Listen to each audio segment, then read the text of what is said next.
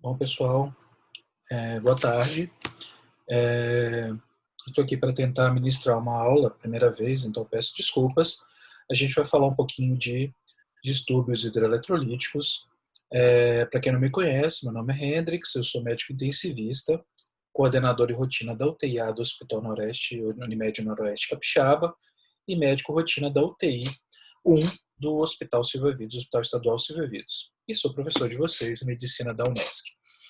É o seguinte, a gente vai falar de distúrbios hidroeletrolíticos, uma situação que nós temos uma frequência muito grande, principalmente dentro da UTI e também dentro das emergências do hospital, que muitas vezes a gente não tem vaga de UTI. Então, a correção desses distúrbios hidroeletrolíticos podem ajudar bastante na sua prática médica, na sua prática clínica.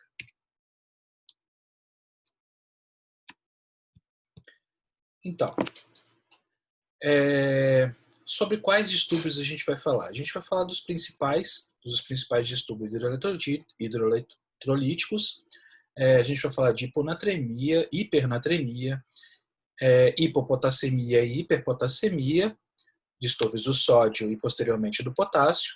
A gente vai falar alguns pontos importantes relacionados ao magnésio, alguns pontos importantes relacionados ao cálcio e alguns pontos importantes relacionados ao fósforo, sendo que todos esses têm a sua correlação. Então, quando a gente fala de sódio, a gente está falando do íon mais importante do espaço extracelular. Então, quando a gente pensa em sódio, a gente tem que pensar que ele é um dos principais responsáveis pela manutenção do volume extracelular. Quando eu digo extracelular, a gente está falando do intravascular e do intersticial. Tá? A grande diferença que a gente tem que levar em consideração sempre é a estreita relação entre a água e o sódio. Tá? Então, quando a gente fala das alterações do sódio, a gente está falando principalmente das alterações relacionadas à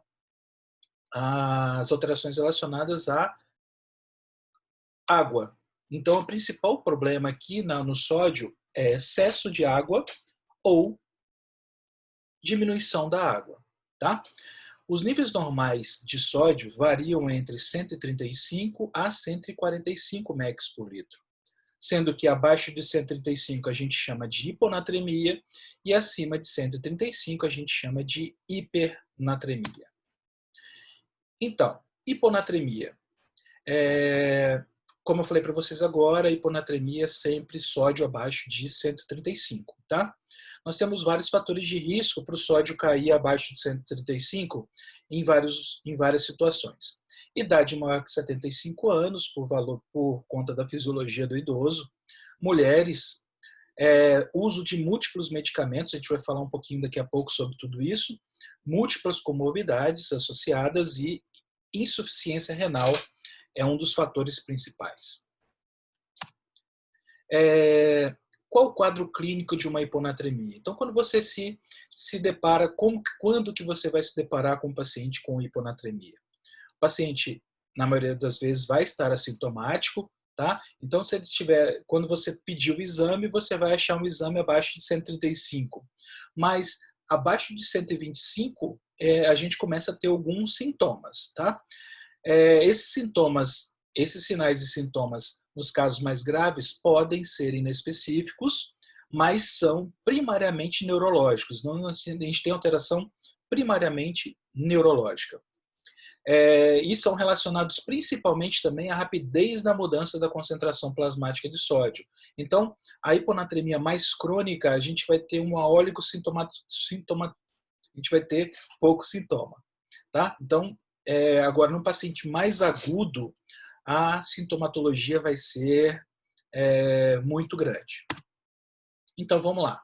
Qual o quadro clínico que a gente vai avaliar nesses pacientes?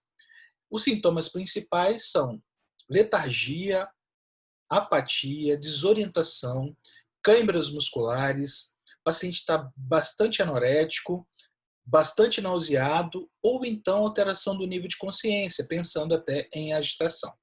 Tá? Isso a gente vê quando o paciente está ou rebaixado ou hiperexcitado, os reflexos profundos estão deprimidos, ou seja, a reflexibilidade desse paciente está comprometida. Nós temos uma Chine-Stokes preponderante algumas vezes, tá? Pacientes um pouco mais graves, obviamente. Esses pacientes estão hipotérmicos, os reflexos patológicos estão presentes, pode ocorrer paralisia pseudobulbar e até convulsões relacionadas à hiponatremia. O diagnóstico diferencial desses casos. Lembrar que existe uma situação, a gente vai falar um pouquinho daqui a pouco, chamada pseudo-hiponatremia. Tá? A pseudo-hiponatremia, nós temos alterações dos solutos do plasma. Então, nós temos tanto soluto que nós vamos ter alteração do sódio. O sódio vai ser dosado pelo equipamento, vai ser dosado como baixo. A gente chama de pseudo-hiponatremia. Exemplos disso nós temos na hipertrigliceridemia e também no mieloma múltiplo. Tá? São situações que a gente tem que pensar nessa possibilidade.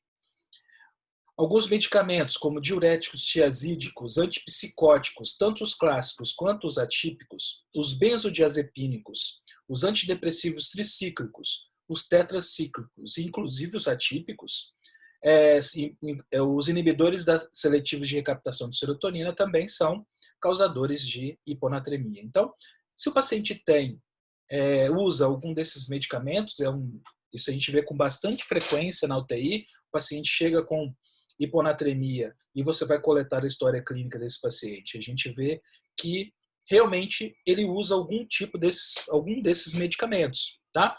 Dou sempre ênfase a esses antidepressivos, quaisquer que sejam.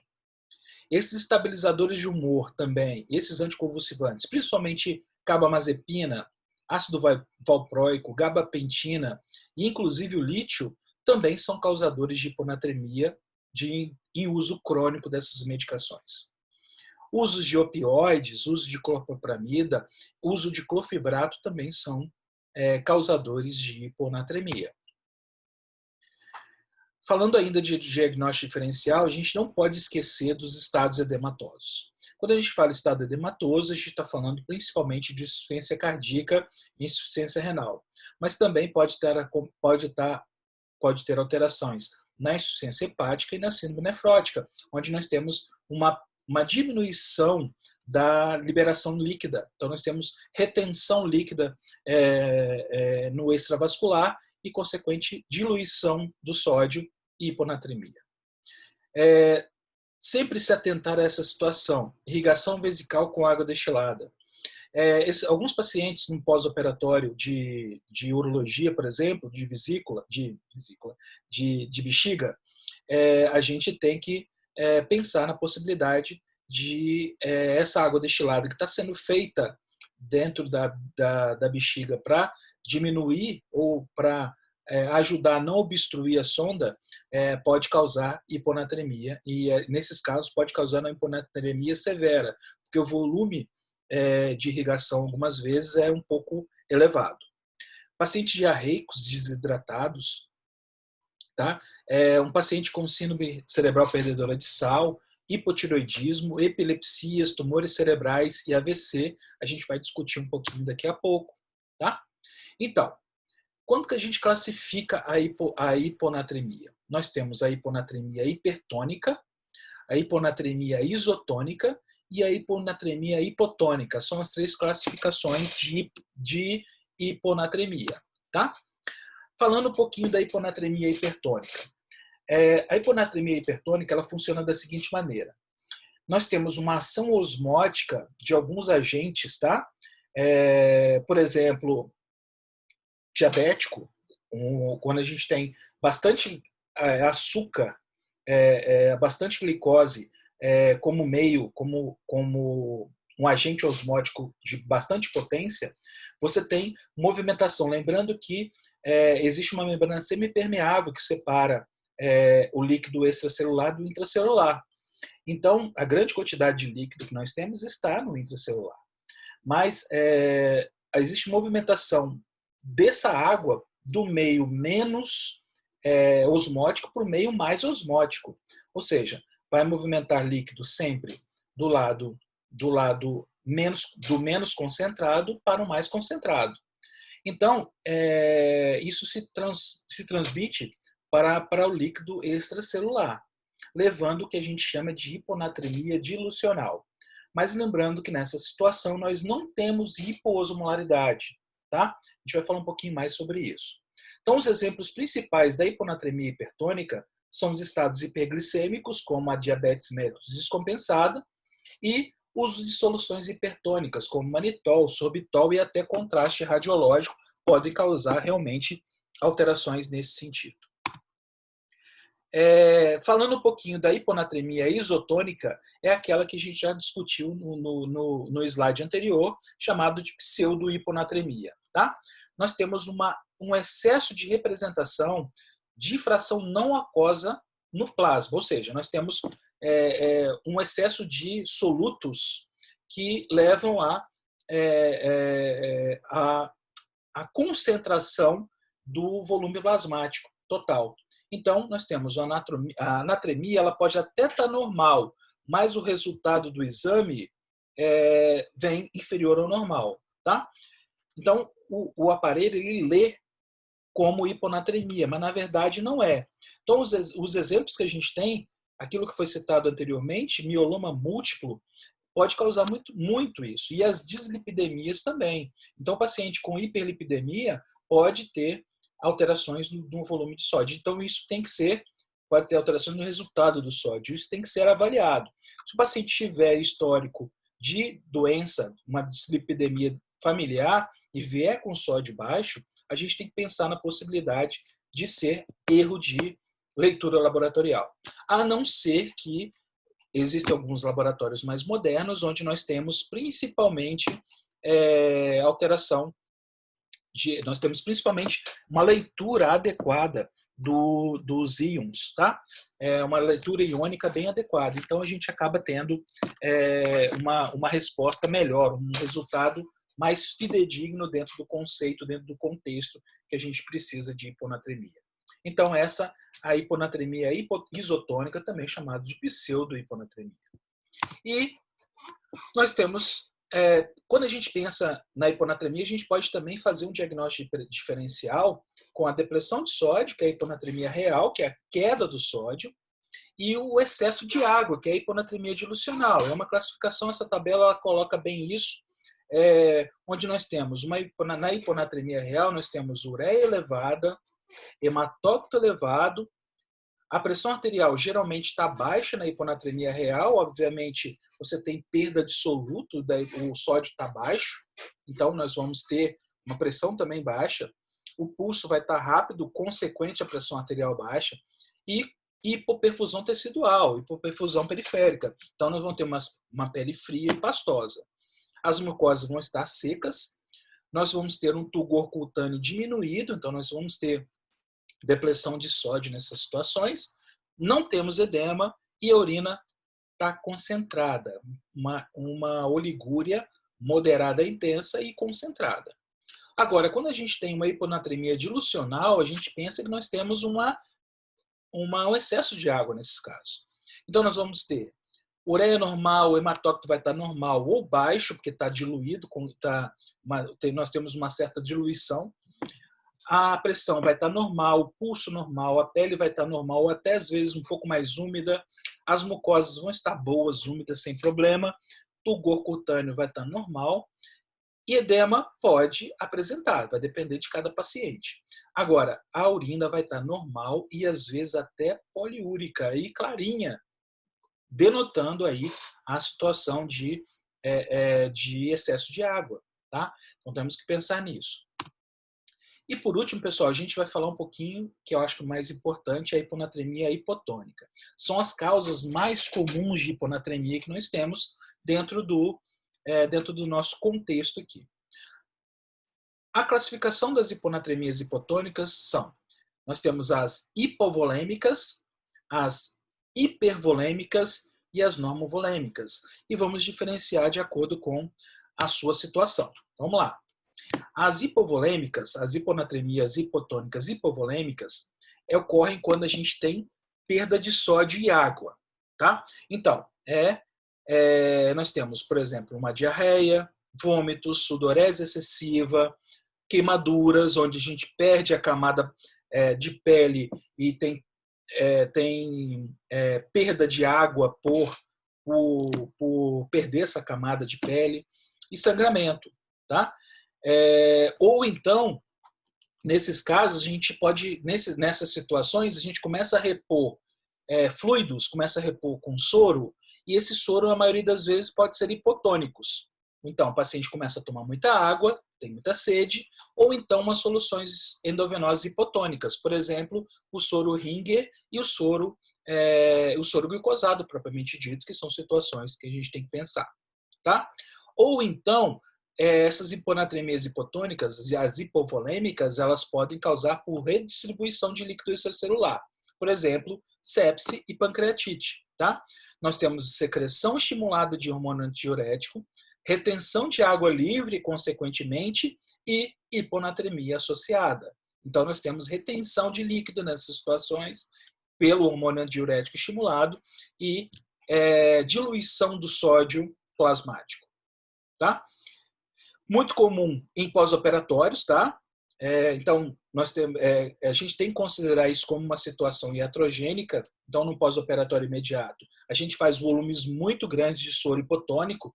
Então, aquela situação, aquele soro que a gente chama de 1000-10-10, onde a gente coloca 1000 ml de soro glicosado, 10 ml de NSL a 20%, solução hipertônica, e KCl, 10 ml, nós temos uma concentração de sódio muito pequena. Tá? Comparando, a gente tem uma concentração de sódio de 154 no soro fisiológico e essa solução hipotônica a gente tem apenas 34 mEq por litro. Então, nessa situação, quando a gente faz uma reposição longa e volumosa, a gente acaba causando uma hiponatremia hipovolêmica iatrogênica. Tá?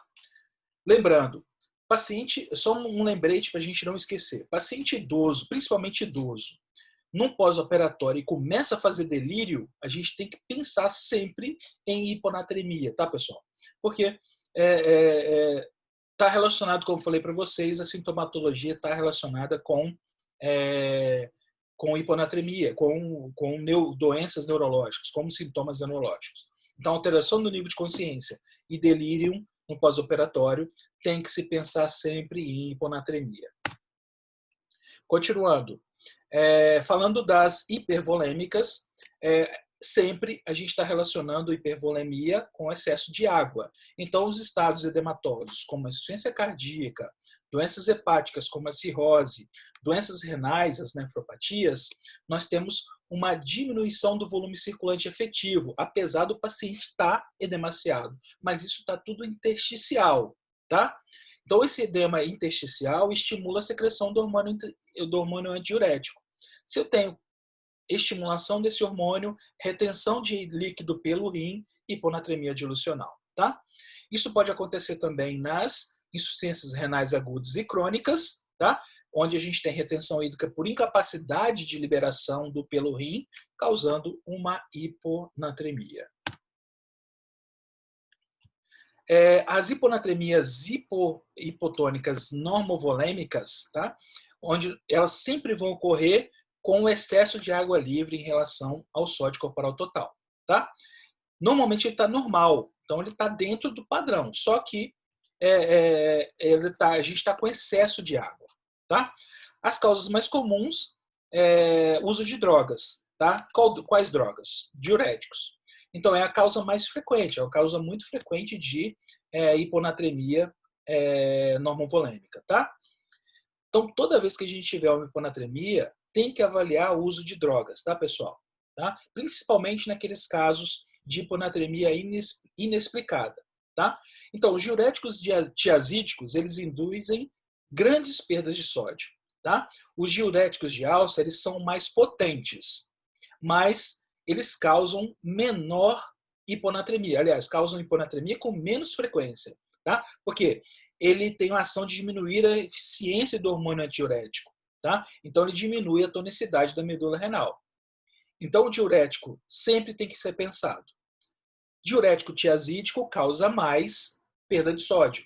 O diurético de alça, apesar de ser mais potente, ele causa menos hiponatremia, porque ele tem uma ação modulatória na medula renal por diminuir a ação do hormônio diurético. Outras drogas que são importantes são os antipsicóticos, típicos e atípicos, como eu já falei anteriormente, os antidepressivos, os anticonvulsivantes, lítio, opioides, clopropramida, clofibrato, ciclofosfamida e vincristina. Por último, a gente tem que pensar nessa possibilidade. Então, dentro das hiponatremias normovolêmicas, tá? As hipotônicas normovolêmicas, a gente tem que pensar também em insuficiência adrenal e tiroidiana. Tá? Insuficiência adrenal acontece leva tanto em consideração a função da hipovolemia, tá? que é onde se instala, porque a insuficiência adrenal leva a vômito, diarreia, choque, também perda do feedback negativo do cortisol sobre o hormônio diurético. Então, a insuficiência adrenal não produz cortisol, não tem o feedback negativo do hormônio diurético, nós temos secreção continuada do hormônio diurético, causando uma hiponatremia hipotônica. Tá? Então, nós temos hemodiluição, tá? Sendo que o sódio está normal. A insuficiência tiroidiana, a gente tem que pensar nas situações sempre no estado mixedematoso. Então, o paciente está com um hipotiroidismo grave, um coma mixedematoso, o sódio ele vai baixar nessas situações, tá? Principalmente, nós temos um débito cardíaco baixo, diminuição da filtração glomerular, diminuição da função do hormônio antidiurético e, consequentemente, nós vamos ter hiponatremia. E, falando propriamente dito do hormônio antidiurético, tá? A gente não pode esquecer, nas hiponatremias normovolêmicas, sempre pensar em síndrome de secreção inapropriada de hormônio antidiurético, também chamado de CIRAD. Essa secreção, a secreção do hormônio antidiurético, ela regula a retenção de água livre no ducto coletor. A gente não pode esquecer disso. Tá? Então, se eu tenho um excesso de secreção, se eu tenho uma síndrome de secreção inapropriada, nós temos retenção maior de água. Tá? Então, o hormônio diurético ele retém água. Tá? Então, diversas patologias podem causar isso, a gente vai ver daqui a pouco, vai causar uma hiponatremia hipoosmolar. Tá? O diagnóstico sempre deve estar presentes hiponatremia, sempre hipoosmolaridade, osmolaridade urinária aumentada, que se você retém água, você tem uma concentração urinária bem diminuída. Uma concentração urinária de sódio maior que 40, ou seja, a urina está bem concentrada. Normovolemia, função renal, suprarrenal e tiroidiana tem que estar normais, senão entra naquela classificação anterior. E equilíbrio ácido básico e concentração plasmática de potássio sem normalidades, ou seja, nós temos um paciente todo normal, só que ele está retendo líquido por secreção inapropriada de hormônio diurético. A etiologia sempre causada principalmente por processos pleuropulmonares, como pneumotórax, asma, pneumonia, tuberculose, entre outros. Essas situações, a gente tem ativação, elas ativam o hormônio antidiurético, tá? Principalmente pela ação dos baroreceptores torácicos. As drogas que causam mais isso são a ciclofosfamida e a clopropamida. Elas aumentam a sensibilidade do ducto coletor ao hormônio antidiurético. Tá? Algumas doenças do sistema nervoso central, especialmente hemorragia subaracnoide, trauma, meningite, também pode aumentar a produção do hormônio antidiurético. Produção ectópica fora do sistema nervoso central, como câncer de pulmão, principalmente dos tipos de pequenas células. Administração exógena de ocitocina, que ele também faz parte da neurohipófise, ele é também liberado pela neurohipófise, tá? E uso de desmopressina, que é um análogo do hormônio diurético e é utilizado no diabetes insípidos. Então, são as causas, as etiologias mais comuns que a gente tem que pensar.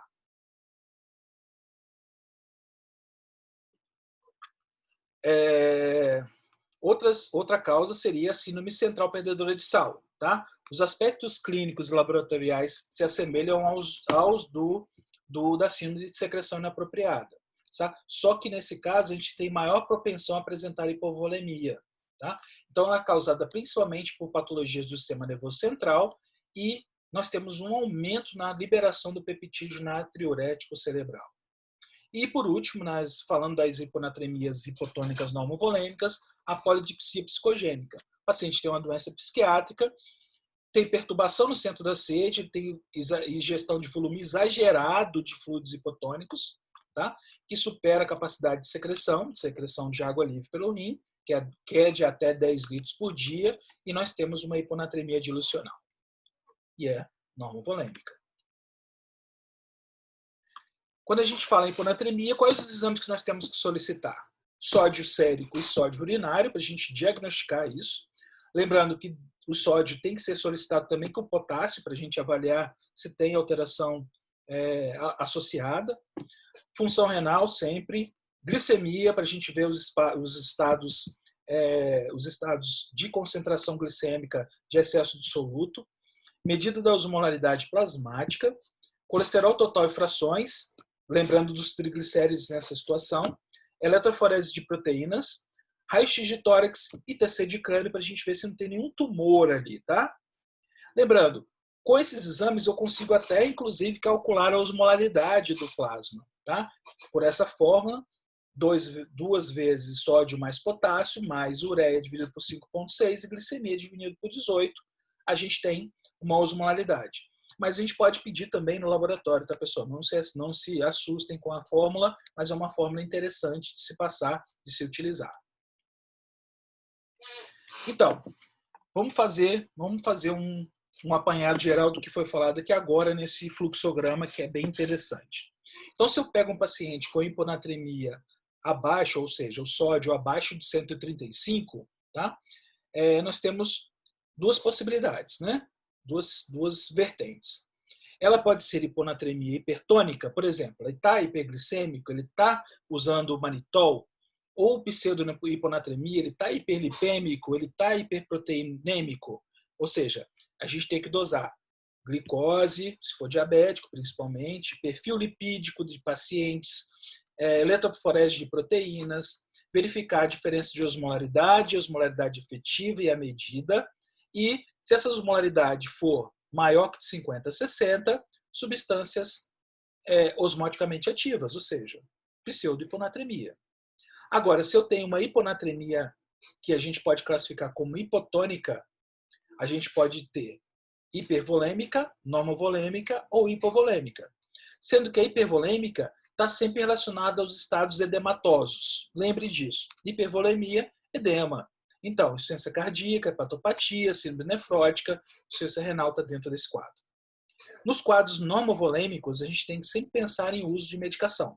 Então, a hiponatremia pode ser causada por medicações, pensar em hipotiroidismo, insuficiência adrenal, polidipsia psicogênica, pós-operatório, onde a gente tem hidratação com soros hipotônicos e síndrome de secreção inapropriada de hormônio diurético. Então, nessa vertente, a gente tem que pensar, pode ser uma CIRRAD? Sempre dosar a osmolaridade ou densidade urinária de sódio urinário. Se a osmolaridade for maior que 100 ou densidade maior que 1010, considerar CIRRAD. Para confirmar, a gente faz o sódio urinário. Se o sódio urinário tiver maior que 40, é CIRRAD. Se menor que 20, hipovolemia. Certo? Então, você tem uma retenção de sódio por hipovolemia.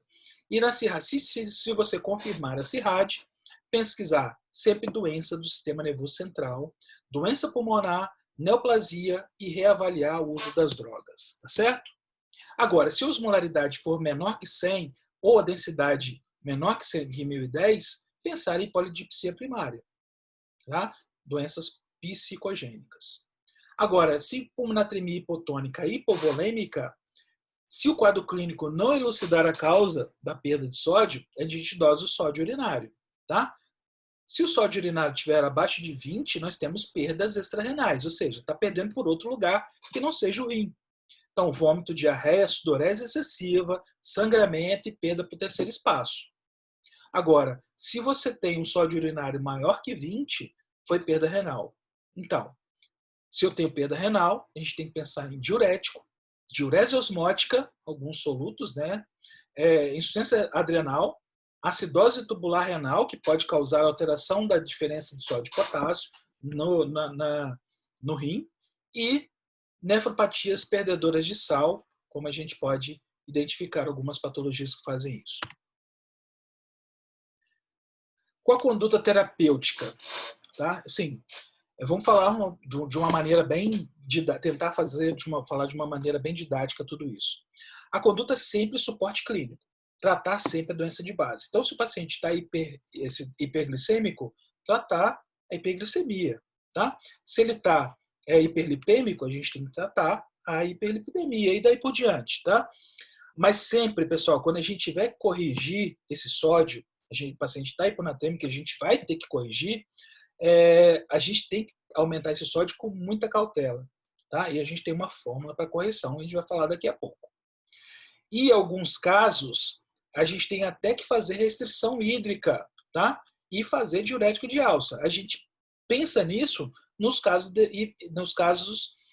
de edema, dos casos edematosos, por exemplo, insuficiência renal, ou então insuficiência cardíaca. Então a gente tem que secar esse paciente de alguma maneira, tá?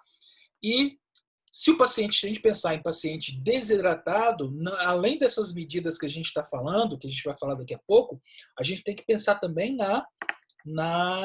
no soro fisiológico, hidratar esse paciente antes de pensar na correção mais efetiva, tá? Por quê? Se eu corrigir esse sódio com muita rapidez, a gente pode causar desmineralização cerebral, tá? Um quadro grave que precisa ser bem avaliado. Então, quando eu falo de correção do sódio, a complicação mais temida no tratamento é a mielinose pontina.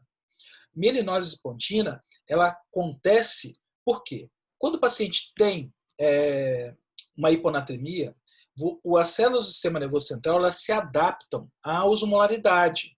Ou seja, ela começa a eliminar os osmóis para o extracelular, que está mais, vamos dizer, hiposmótico. Então, se eu tenho uma diminuição da osmolaridade no meio intracelular, se eu começo a corrigir, isso causa isso tudo acontece para evitar edema cerebral. Se eu aumento rápido o sódio, a célula começa a perder mais líquido, tá? Então, nós temos uma desmineralização do sistema nervoso central, principalmente nos neurônios da ponte, no tronco cerebral. Tá? Isso é grave porque você sabe que ponte não chama ponte por acaso. Tá? Então, é uma parte do sistema nervoso central de comunicação. Então, o paciente pode ter sequelas graves, né?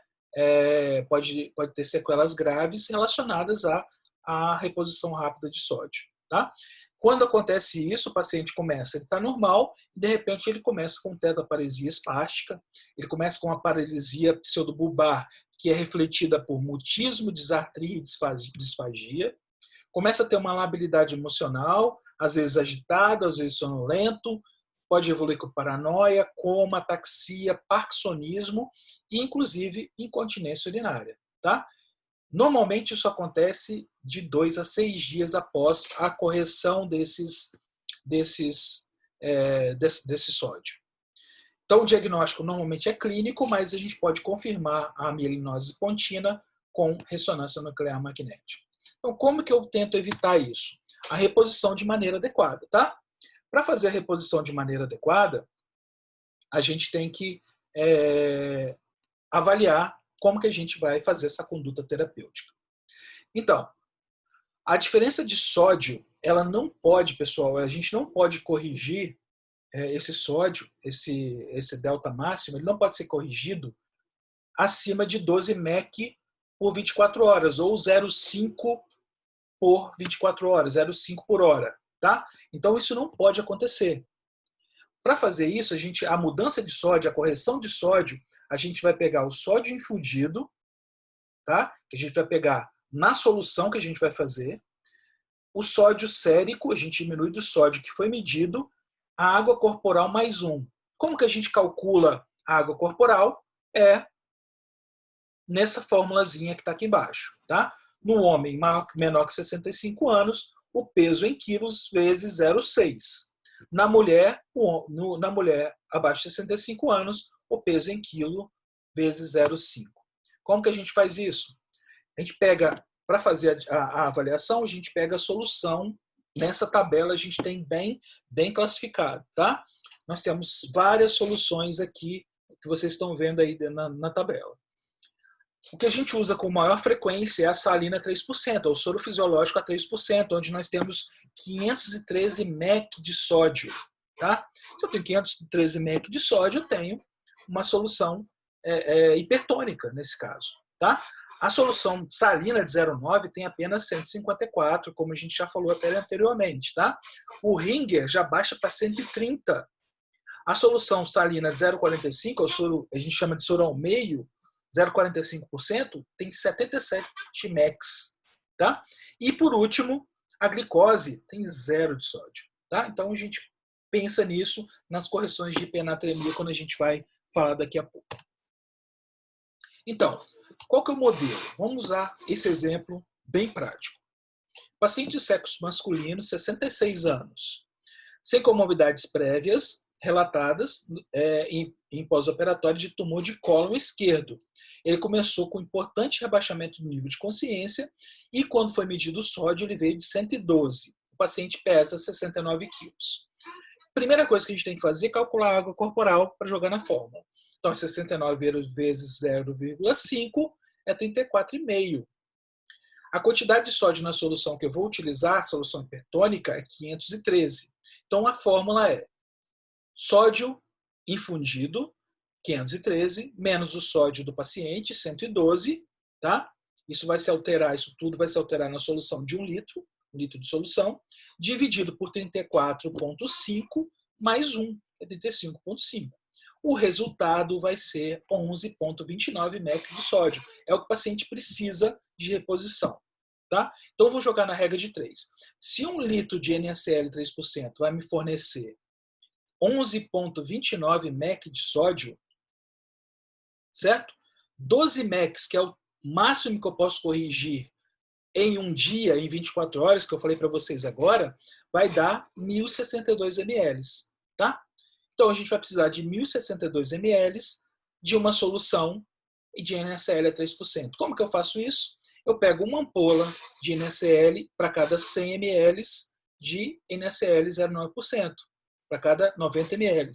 Então, 1 litro eu vou pegar 900 ml de soro fisiológico e 100 ml, 10 ampolas de NaCl a 20% e fazer isso em 24 horas. Ok, pessoal? Então, vamos lá. A prescrição vai sair mais ou menos isso. Eu vou fazer em 2 etapas ou posso fazer de uma só. Mas, exemplo, a gente vai pegar aqui 450 ml de NaCl, de soro fisiológico, mais 50 ml de NaCl a 20%. Tá? Então, a gente vai ter uma solução final de 500 ml de soro a 3%. A gente vai fazer em BIC a 42 ml hora. Lembrando que cada 21 ml hora, a gente tem 500 ml dia. Então, se eu fizer 21 ml hora da solução, eu vou ter 500 ml no dia. Então, eu preciso de 1.000 ml, eu vou fazer 42 ml hora. Continuando, outro exemplo. Paciente de 80 anos, 70 quilos, hiponatremia, sódio de 113, sintomático, com rebaixamento do nível de consciência secundário ao uso do diurético tiazídico, uma das causas mais comuns. Tá? Eu vou usar a solução de NaCl a 3%. Quanto que tem? 513. A variação estimada, o delta estimado de sódio, é 513 menos o sódio do paciente dividido por 70 vezes 0,5 mais 1. Então, vai ser 400 dividido por 36. Tá? Resultado, 11,1 mEq infundido. Logo, a solução vai ser feita em 24 horas. A gente pode fazer metade nas primeiras 6 horas. Tá? Então, a gente pode fazer 500 ml nas primeiras 6 horas e Lembrando, sempre aumento de 5,5 mEq no sódio. E o restante a gente faz nas outras 18 horas, tá?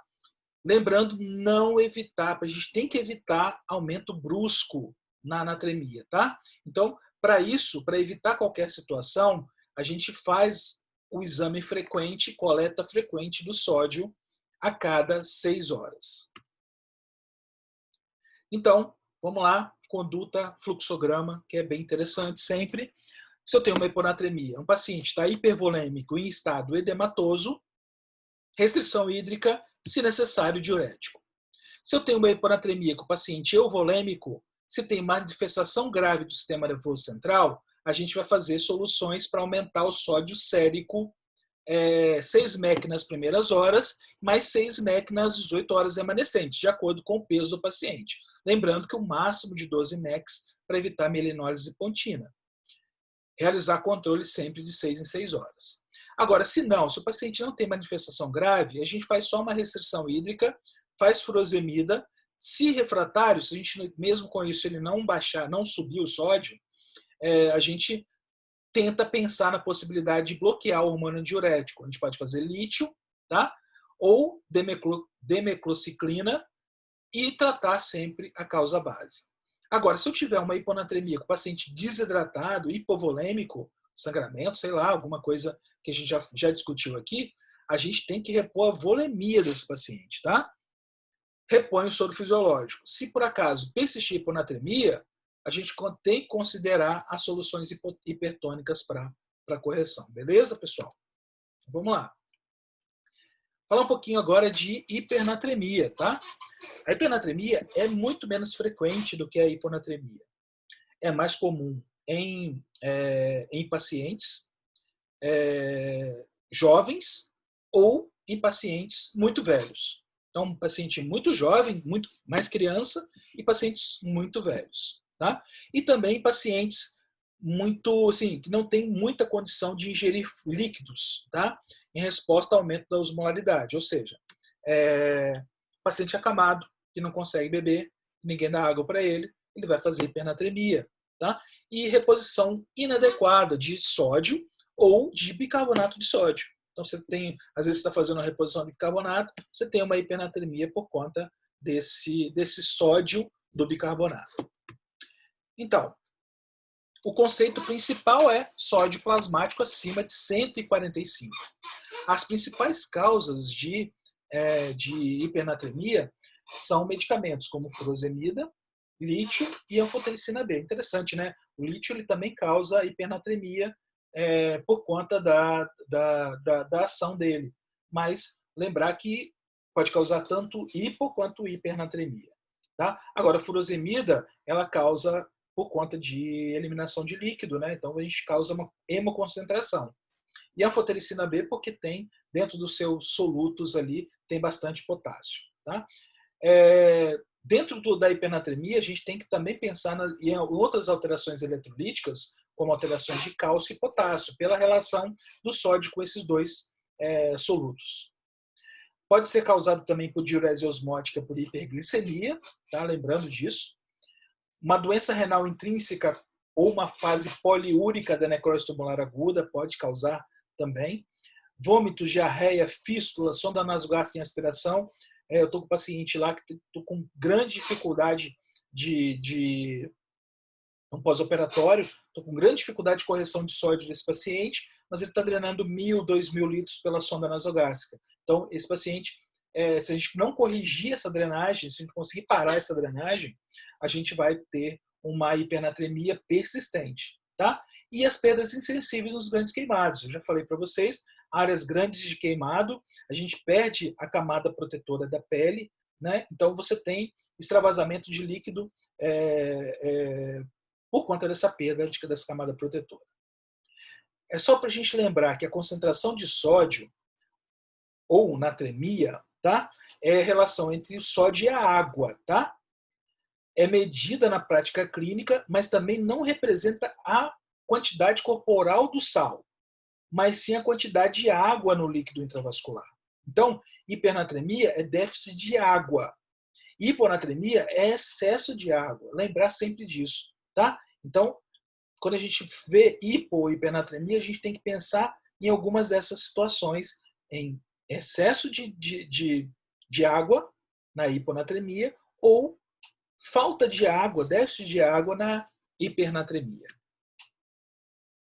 Pensando isso, né, a gente tem várias manifestações clínicas, principalmente neurológicas, tá?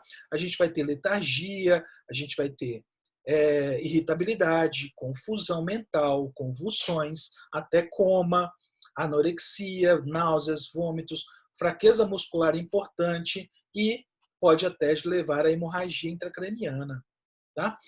Então, as principais etiologias que a gente tem que pensar das hipernatremias, quando a gente tem um paciente hipovolêmico, nós temos déficit de sal total no líquido extravascular e déficit de água no líquido intravascular. Tá? Pode ocorrer por perda extrarrenal, como vômito, diarreia, fístulas, sudorese e queimaduras, ou perda renal, causada por diuréticos, poliúria, pós-obstrutiva, poliúria pós-necrose tubular aguda. Então, pessoal, hipernatremia hipovolêmica, onde a gente perde muito líquido. Tá? Então, nós temos um certo déficit de sal, mas principalmente nós temos perda de água. Tá? Então, vocês podem ver que todas essas causas são causas perdedoras de água. Agora, no paciente hipereovolêmico, a gente não tem alteração do sal, a gente tem déficit de água. Tá? Então, principalmente no líquido intravascular. Então, nós temos principalmente perdas renais, como sudorese, febre, hiperventilação, hipodipsia, diminuição de ingestão de água e convulsões. Na perda renal, a gente tem diabetes insípido central e diabetes insípidos nefrogênicos. A gente vai discutir isso um pouquinho daqui a pouco. E na hipervolemia, nós temos excesso de sal, mas também nós temos déficit de água. Tá? Ou seja, pacientes que têm sobrecarga de sal, usam por algum motivo, a maioria das vezes iatrogênico, excesso de sal intravenoso ou VO, diálise hipertônica, uma grande causa que a gente tem que pensar, e o excesso de mineralocorticoides. A gente tem que aprender a diferenciar isso daí, a gente vai ver daqui a pouquinho. Quais os exames complementares que a gente tem que pedir? Sódio cétrico, óbvio. Tá? Lembrando que também pedir sódio e potássio, além do sódio, pedir o potássio e o cálcio. Outros exames, de acordo com a hipótese clínica desse paciente. Lembrar de fazer osmolaridade sérica e urinária, se for possível, tá? Avaliar a função renal sempre, avaliar a glicemia e fazer um TC de crânio pensando nos tumores de hipófise. Então, se eu tenho um balanço negativo de água, tá? Eu tenho um aumento da osmolaridade sérica. Então, se eu tenho menos água, eu tenho um aumento de osmolaridade sérica. Consequentemente, hipernatremia.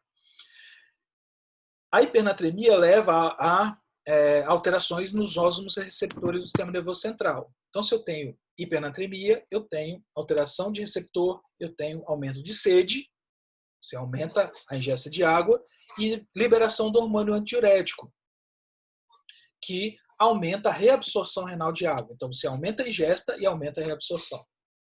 Então, num paciente com sódio acima de 145, ou hipernatrêmico, para a gente classificar se ele é hipovolêmico, euvolêmico ou hipervolêmico, a gente tem que avaliar.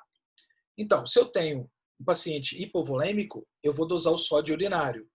Se ele estiver abaixo de 20, é perda extrarrenal. O sódio está baixo. Então, ele não está perdendo pelo rim, ele está perdendo para algum outro lugar. Agora, se ele está acima de 20, ele está perdendo pelo rim, então é uma perda renal. Da mesma maneira, a hipernatremia euvolêmica, a euvolemia, paciente com volemia normal, a gente faz uma relação da osmolaridade urinária da osmolaridade sérica. Ela tem que ser acima de 1. Se for acima de 1, perda extrarrenal. Agora, se for osmolaridade sérica abaixo de 1, perda renal. E se você pensar no paciente hipervolêmico, aquele paciente inchadão, pipona, pode ser se ele está hipernatrêmico, é porque ele tem sobrecarga de sal. Desculpa. A grande diferença aqui que eu acho que a gente tem que pensar é justamente avaliar perda de sal. Tá? Então, dosar o sódio urinário pode ser bem interessante na maioria dos casos.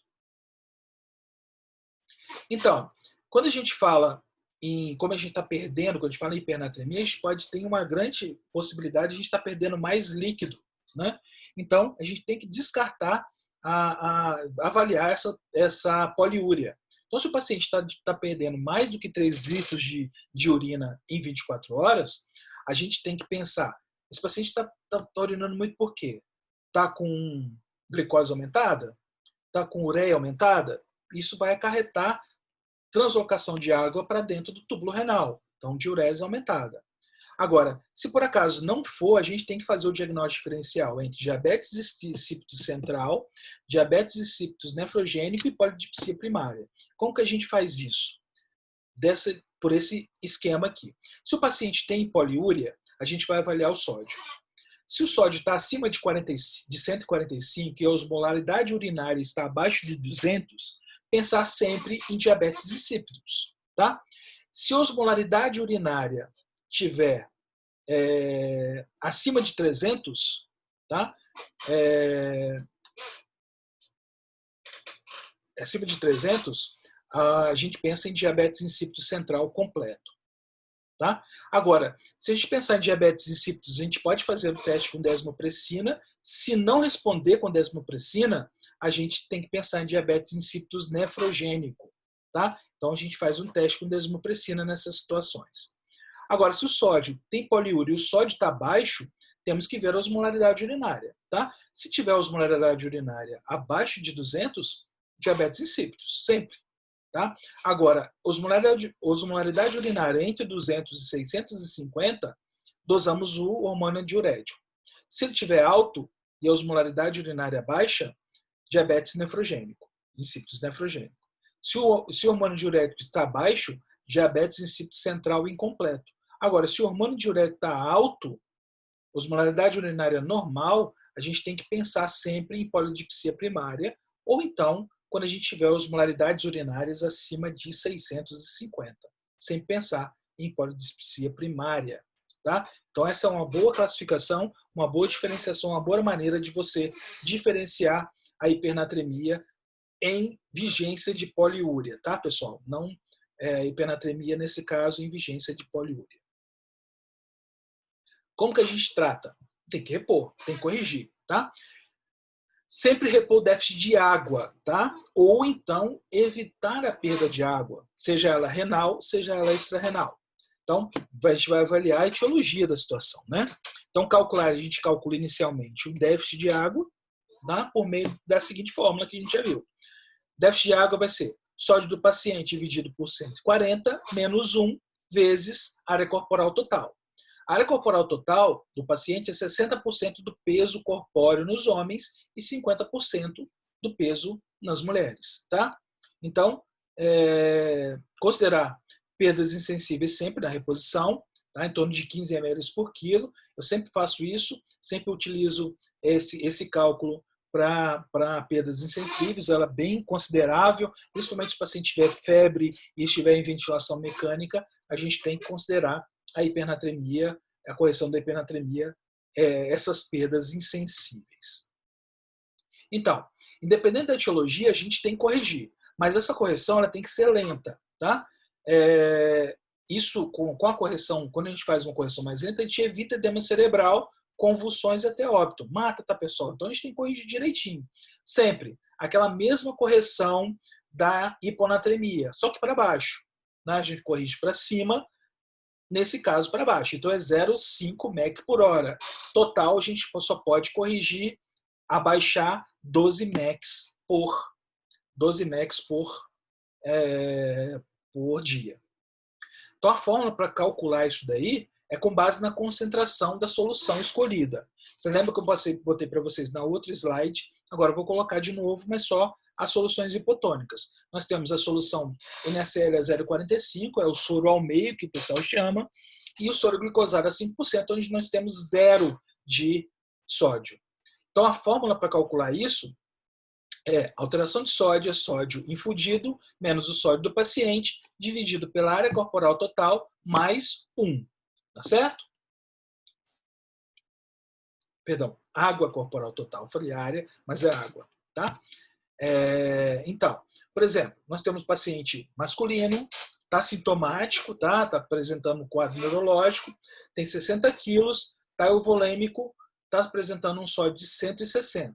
Tá? Eu escolhi uma solução, a gente tem que deixar isso claro, a solução sempre escolhida, se for possível, escolher sempre o soro glicosado, onde a gente tem sódio zero. Tá? Se a gente aplicar a fórmula, por que eu tenho que usar o soro glicosado? Porque ele é melhor, ele causa menos hemólise da célula. O soro 0,45 pode causar hemólise de célula sanguínea, então a gente evita um pouquinho mais. Mas o soro glicosado funciona muito bem, desde que ele não seja diabético, não esteja hiperglicêmico. Então, aplicando a fórmula, nós temos 0 menos 160 dividido por 36 mais 1, que vai dar 4,3. Então, a cada 1 litro de soro glicosado, o sódio vai diminuir 4,3 mEq. Lembrando que o objetivo é diminuir o sódio para 150, no máximo, né? Pelo menos 150. Então, a redução de 10 mEqs, eu vou usar 2,3 litros de soro glicosado a 5%. Eu utilizei a regra de 3, tá, pessoal? Então, vamos lá. Eu preciso corrigir 4,3. Cada 1 litro de soro glicosado vai reduzir isso 4,3. Se eu preciso diminuir para 150, ele está com 160, eu preciso diminuir 10 mEqs. Então, eu preciso divide por 10 por 4,3. E a gente vai ter 2,3 litros de soro glicosado. Ok, pessoal? Então, lembrando, velocidade de correção não pode ser não pode ser mais do que 0,5 mEq por litro por hora. Então, esse volume tem que ser feito pelo menos aí em 20 horas, que a gente precisa chegar nisso daí. Então, pensar sempre, repor também as perdas insensíveis nesse paciente. Nesse caso, paciente de 60 quilos, a gente vai ter 900 ml aí de perdas insensíveis.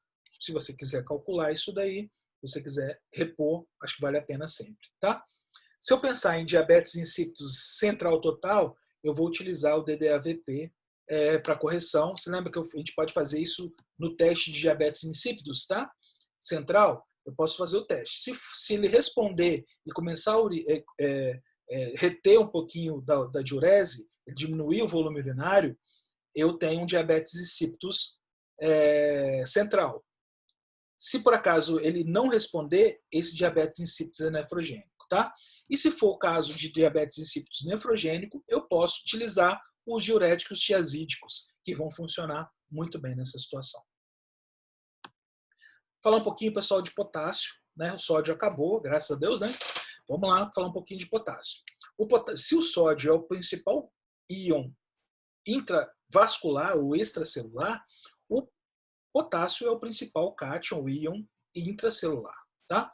Os níveis normais de potássio, eles variam entre 3,5 a 4,5 até 5, tá? Dependendo do laboratório. Mas vamos considerar de 3,5 a 4,5 a 5.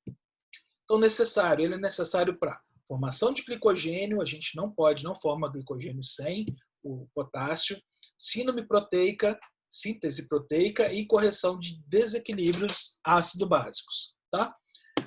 A gente pode classificar as alterações do potássio, os distúrbios do potássio, como hipopotassemia ou hipocalemia e hiperpotassemia ou hipercalemia. Tá certo? Vamos lá. O potássio é um íon fundamental. Vamos falar um pouquinho do potássio mesmo. Tá? Importante na composição da osmolaridade intracelular. Tá? E tem papel central no funcionamento de células de tecido excitável, como neurônios, células musculares esqueléticas lisas e cardiomiócitos. Esse é o grande problema aqui, a grande situação que nós temos que levar em consideração. Eles apresentam vários canais iônicos, essas células neuronais e excitáveis, e dependente do potencial elétrico transmembrana, a alteração do gradiente de concentração do sódio e potássio do meio intracelular com o meio extracelular, a gente tem alteração relacionada à transmissão do estímulo nessas situações. Tá? Então, por elas serem mais sensíveis ao potássio, as alterações são primeiro nessas células. Então, as células cardíacas, as células musculares, principalmente as lisas, mais esqueléticas também, e os neurônios vão sofrer mais nos distúrbios relacionados ao potássio. Tá? Então, a quantidade de potássio corporal que nós temos é 3.000 mecs. Mas lembrando, é 50 mecs, é mais de 50 mecs por quilo de peso, mas 98% está no líquido intracelular, está dentro da célula, e apenas 2% no extracelular. Então, 90% do potássio da dieta é excretado pelos rins. Tá? 90%. Então, quando a gente tem uma insuficiência renal, o grande problema que a gente vai ter é a concentração de potássio. Tá? Então, ele é livremente filtrado pelos glomérulos e completamente absorvido ao longo dos túbulos. Agora, quando a gente tem alteração de aldosterona, quando a gente tem um aporte de sódio tubular no nervo distal, quando a gente tem um alto fluxo urinário, quando a gente tem um aumento da concentração de potássio no líquido intracelular e uma alcalose metabólica, a gente tem perda de potássio. Tá? Então, a alcalose metabólica, a gente tem perda de potássio. Excreção, estimula a excreção tubular de potássio. A aldosterona é um hormônio que ele é produzido nas suprarrenais. Então, se eu tenho um paciente com hipercalemia e alteração da angiotensina 2, aumento da angiotensina 2, esse paciente começa a produzir mais aldosterona. Se eu tenho mais aldosterona, a gente tem alteração de calemia. Tá? Então, lembrando, esses hormônios, esse hormônio a aldosterona é muito importante dentro do contexto do potássio. Tá? Os 10% restantes do potássio eles são excretados pelos intestinos, tá? Tanto delgado quanto grosso. Então, mesmo assim, essa excreção é estimulada também pela aldosterona. Então, fisiologia do potássio. Vamos lá. A transferência do potássio para o líquido intracelular é estimulada pela insulina e pela adrenalina. Tá? Esses dois eles agem nos receptores beta-2 adrenérgicos. Tá? Então, nós temos alteração, a passagem do líquido do potássio do extra para o intracelular. Então, quem estimula é a insulina e a adrenalina. Todas duas estimulam a bomba de sódio e potássio ATPase. Tá? Tem todas as células, é universal em todas as células. Transfere o sódio para o extracelular e o potássio para o intracelular. Então, se eu tenho um estímulo alfa-adrenérgico, nós temos transferência do potássio do intra para o extracelular.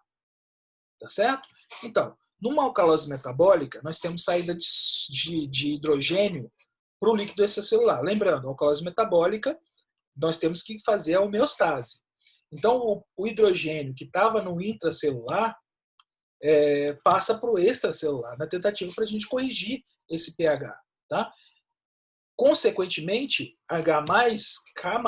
Então, o potássio ele passa para o intracelular para ter aquela homeostase. Então, o hidrogênio passa para o extra e o potássio entra. Então, nós temos também alterações de perda renal, então a gente tem hipopotassemia nessas situações. Agora, a acidose metabólica, o excesso quando a gente está acidótico, o excesso de hidrogênio vai para dentro da célula. Tá? Ele vai ser, inclusive, tamponado lá dentro. Em troca, o potássio ele vai para o líquido extracelular. Então, nós temos um aumento nos níveis séricos. Então, na alcalose, ao contrário, nós temos diminuição do potássio. Na acidose, nós temos um aumento importante do potássio. Tá? E, principalmente, naqueles pacientes com acidoses hiperclorêmicas. Tá? Onde as células são pouco permeáveis ao cloro e a saída do potássio do líquido intracelular também ocorre para manter a eletroneutralidade. Então, para cada correção do pH em 0,1 que a gente fizer, há um aumento de 0,5 mEq na calemia. Então, se eu for corrigir o pH desse paciente, cada 0,1 de pH, eu aumento 0,5 mEq por litro na concentração de potássio no líquido extracelular.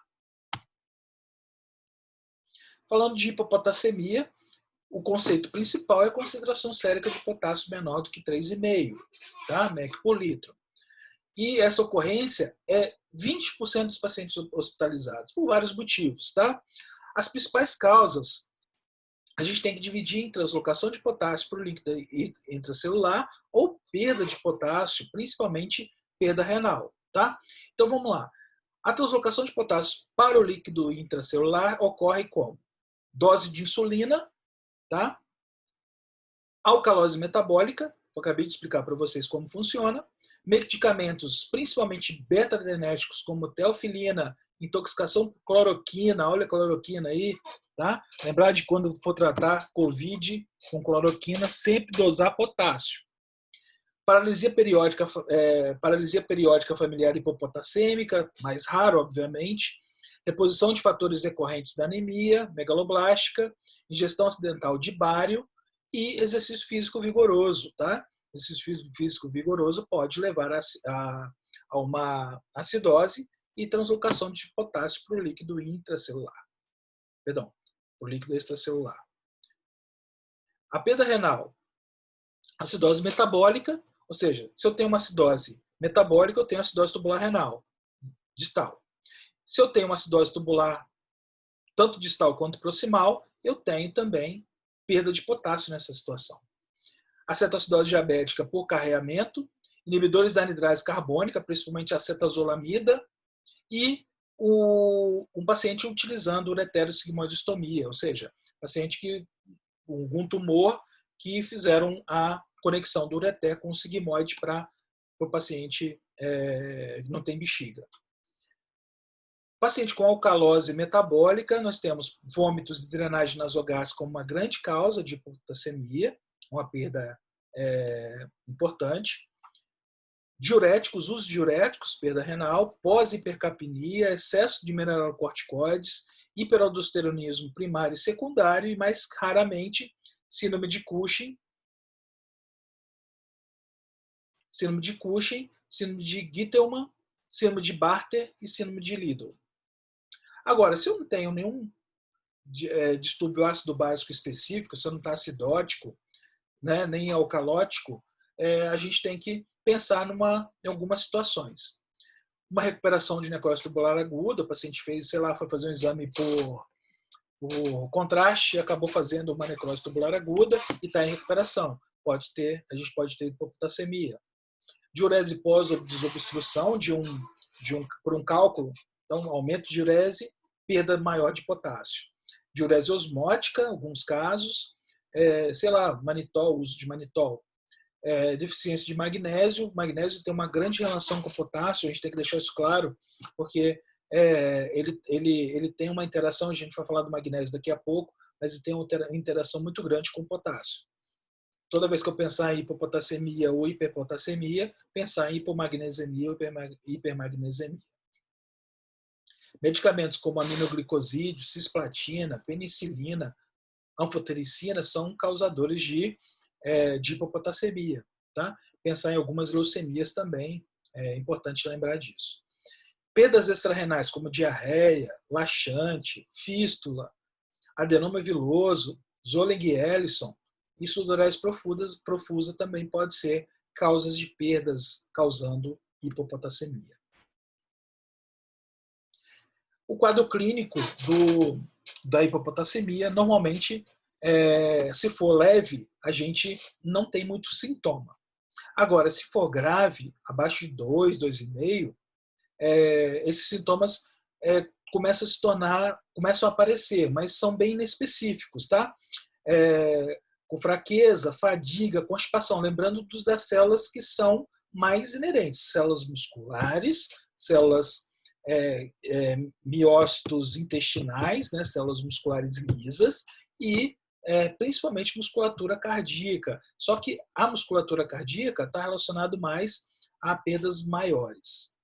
Níveis abaixo de 2,5 MEC, a gente tem retenção urinária já, perda de função muscular, ilho paralítico, então o intestino para e começa a ocorrer rabdomiólise, ou seja, perda de destruição de célula muscular. Então, a gente começa a ter aumento de CPK nesses pacientes. Então, se mais baixo do que 2,5, mais a gente tem paralisia completa ascendente, tá? Inclusive diagnóstico diferencial de Guillain-Barré. Inclusive, a gente tem nesses casos, pode ter até comprometimento da função ventilatória. No caso do músculo cardíaco, a gente começa a ter arritmias, tá? Então, A principal arritmia que a gente tem que pensar e sempre avaliar é a fibrilação ventricular. Tá? É a que mais mata, é a que causa maior quantidade de óbitos. Tá? Então, nós tem que tomar muito cuidado na hipotassemia quando a gente pensa em arritmias cardíacas. Outro efeito seria aumento da pressão arterial sistólica e diastólica, sempre quando não há restrição da ingesta de sódio. Então, de uma maneira geral, pensando em causas, tá? Em quadro clínico, perdão, a gente começa a ter algumas alterações clínicas importantes. A primeira, falando um pouquinho, é alterações endócrinas. Intolerância à glicose, hiperglicemia pode ser situações que a gente tem que pensar no caso de hipopotassemia. Alcalose metabólica, hipocitratura, poliúrica e cistos renais, a gente tem nesses casos de hipopotassemia, tá? Pensando na fisiologia desse potássio. Agora, em relação muscular, nós temos fraqueza, normalmente apenas com potássio menor que 2,5, começa nas extremidades, começa a ascender, dependendo do tempo, vai piorando pelo tempo de exposição, pode acarretar câimbras, pode levar à rabdomiólise, pode levar a mioglobinúria, inclusive levar à insuficiência renal. Se acometer uma musculatura respiratória, a gente tem falência pulmonar. Acometimento também da musculatura gastrointestinal, levando a ele paralítico com distensão abdominal, náuseas e vômitos. Alterações no eletro, hiperpolarização do potencial de repouso transmembrana na célula muscular, vai facilitar a despolarização, saída de potássio do potássio intracelular para o extracelular, vai dificultar a repolarização, que é o retorno do potássio para o líquido intracelular. Nós começamos a ter batimentos atriais e ventriculares precoces. Tá? Outras alterações também que ocorrem são depressão do segmento ST, progressivamente diminuição da amplitude da onda T, depois formação da onda T e onda U, alargamento da onda P e, casos mais graves, encurtamento do QRS, depressão grave do segmento ST e inversão de onda T. Tá? Então a gente começa assim, ó. Nós temos uma depressão de ST, nós temos uma onda U e aqui hoje nós temos um achatamento de T. Então aqui, ó, QRS, segmento ST caindo, depressão, a onda T, em vez de ser mais apiculada, ela fica achatada e aparecimento de uma outra ondinha aqui, que é a onda U, caracterizando uma hipopotassemia grave. Tá? A abordagem, como é que a gente trata isso, é de maneira mais empírica. Tá? O esquema que a gente usa usualmente, a gente usa a reposição de 40 a 60 mEq por litro via endovenosa. Tá? E essas velocidades não podem ser maiores do que 30 a 40 mEq por hora. A via oral sempre é preferível, principalmente nas hipokalemias leves. Tá? O paciente está estável, dá KCL xarope, KCL efervescente ou até KCL em comprimido. Agora, se por acaso tivermos uma hipocalemia mais severa, hipocalemia no paciente mais grave, a gente faz uma reposição venosa. Então, eu utilizo 4 ampolas de KCL em 250 de soro fisiológico ou 500 de soro fisiológico, vai infundir em 4 a 6 horas. Tá? Lembrando, se for, só uma observação, se for, a gente pega esses 4 ampolas. Se for para fazer na periferia, faça em volumes maiores, de 500 ml. Por quê? A punção ela queima no paciente. Então, o potássio ele queima, ele causa uma flebite no paciente. Tá? Então, faz um volume maior, diluição maior, mas no mesmo tempo. Agora, se eu tiver um acesso central, eu posso utilizar sempre o soro fisiológico em 250. Lembrando que se eu tiver que corrigir nessas situações do paciente hipernatrêmico, eu posso usar também soro glicosado para correção. Hiperpotassemia. Conceito: concentração plasmática de potássio acima de 4,5. Tá? Sempre importante a gente descartar o diagnóstico de pseudohipercalemia. O que é isso? Liberação in vitro de potássio pelas células sanguíneas. Tá? normalmente relacionado a hemólise, trombocitose e leucocitose significativa. Então, paciente com uma leucocitose muito grande, paciente com anemia aguda por hemólise, por algum motivo, pensar sempre, pessoal, em hiperpotassemia pseudo, né? Pseudo-hipercalemia. Tá bom? É só lembrar disso na hora de avaliar esse paciente.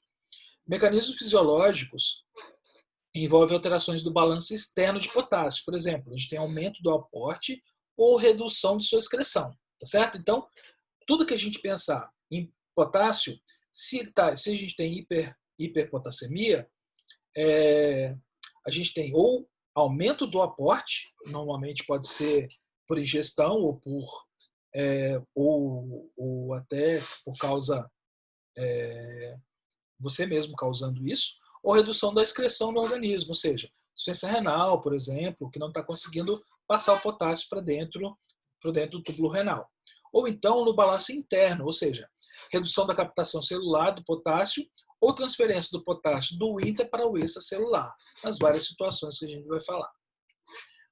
Os valores séricos do potássio vão aumentar, à medida que eles vão aumentando, a relação do potássio intracelular e extracelular diminui. Então, se eu tenho mais potássio no intracelular, se ele começa a aumentar no extracelular, essa relação começa a diminuir, começa a querer se igualar. Tá? Isso influencia no potencial de repouso, principalmente das células excitáveis, aquelas que eu falei para vocês. Musculatura lisa e estriada, cardiomiócito e sistema nervoso central. Tá?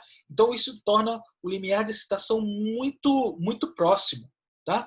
Então, a célula fica despolarizada o tempo todo. Você tem diminuição da velocidade de condução, aumento do ritmo de repolarização e arritmia cardíaca, que é a principal causa de morte na hiperpotassemia. Então, as principais causas de hipercalemia, a gente pode citar aqui nesses dois quadros, tá? Quando a gente fala em causas, lembrar da pseudo-hipercalemia, onde a gente tem a hemólise como principal causa. Mas a trombocitose e a leucocitose grave também podem ser grandes causadores de hipercalemia. Abrir e fechar a mão repetidamente com torniquete pode causar hipercalemia, lembrar disso. E quando a gente vai coletar sangue, você manda abrir e fechar a mão, isso pode causar potássio aumentado, tá? Pela acidose causada.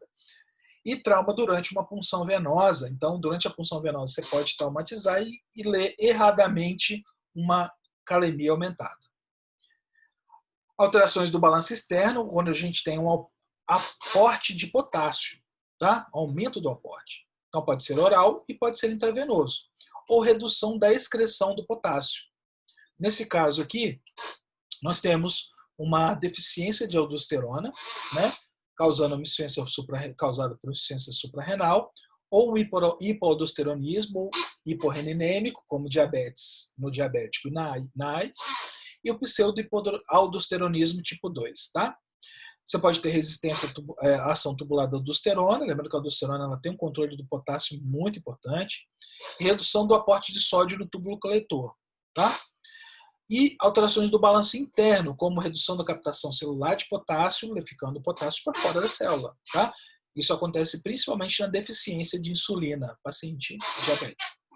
Bloqueio do beta-adrenérgico não seletivo, como medicamentos que inibem a sódio-potássio ATPase, transferência do potássio do intra para o extracelular, como lise celular, rabdomiólise, liso tumoral, hemólise, estados hiperosmolares, como hiperglicemia e hipernatremia, a acidose metabólica se tornando um grande fator de hiperpotassemia e uma paralisia periódica hipercalêmica como uma doença autossômica dominante. Isso é bem raro, mas pode acontecer nessa situação. Associado a isso, pessoal, a gente tem também alguns medicamentos que causam hipercalemia, tá? Esses medicamentos ele pode também alterar tanto o balanço externo como o balanço interno. Então, no balanço, quando a gente fala em balanço externo, são aqueles medicamentos que causam redução da secreção de potássio. Redução da secreção de potássio, nós temos bloqueio do canal epitelial de sódio, como amilorida, triantereno, trimetropina, pentamidina, ou então bloqueios de síntese de aldosterona, inibidor da ECA, inibidor da enzima conversora de aldosterona, inibidores da renina, anti-inflamatórios não esteroidais, inibidores da ciclooxigenase 2, tacrolimus e heparina. Heparina é potássica, tá, pessoal?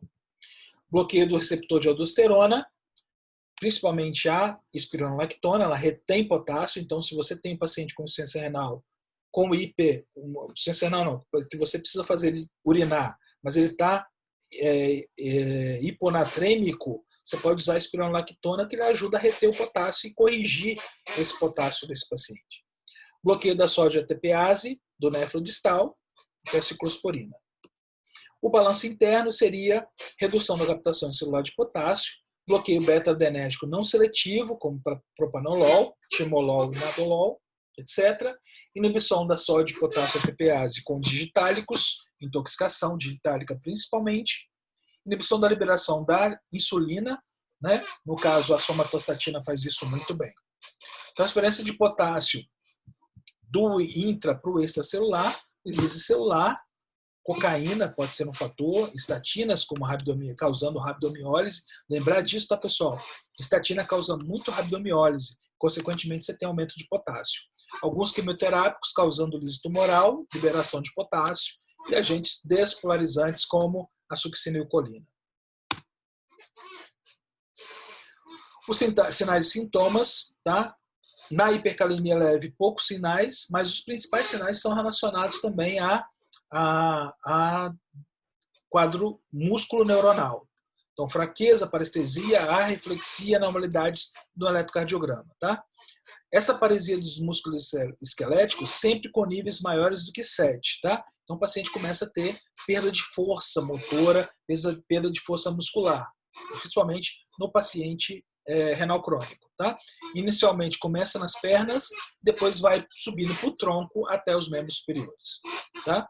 Muito raramente, nesse caso, há fraqueza da musculatura respiratória, ao contrário da hiponatremia. O diagnóstico, o eletrocardiograma se torna um grande fator, um grande situação, um grande exame para a gente diagnosticar alterações do potássio. Então, se eu tenho uma alteração, uma diminuição do intervalo QT e onda T apiculada, pensar em hiperpotassemia. Tá? A gente tem uma repolarização precoce ventricular. Agora, em seguida, vocês estão vendo aí na figura, a gente tem lentificação da condução. Então, nós temos achatamento da onda P fica mais achatada, aumento do intervalo PR, então, que é você tem um distanciamento do intervalo da onda P para a onda R, e alargamento do QRS. O QRS se torna mais alargado. E ainda por cima nós temos depressão do sistema ST. Progressivamente nós começamos a ter bloqueio atrioventricular, bradiarritmia e, por último, fibrilação ventricular. Esse por mecanismo de reentrada. Se não for tratado, o paciente progride para a sistolia. Tá? Então essa é a evolução natural aí da hiperpotassemia, da evolução natural do elétron no paciente hiperpotassêmico. Como que a gente trata? Tratamento específico seria tratar a causa dessa hipernatremia, como suspensão de medicamentos, orientação dietética, reposição de glicomineralocorticoides e uso de diurético. Agora, se eu quero tratar especificamente a elevação de potássio, tem que lembrar que pode ter um risco de morte, porque a gente tem que avaliar o tratamento de maneira como um todo.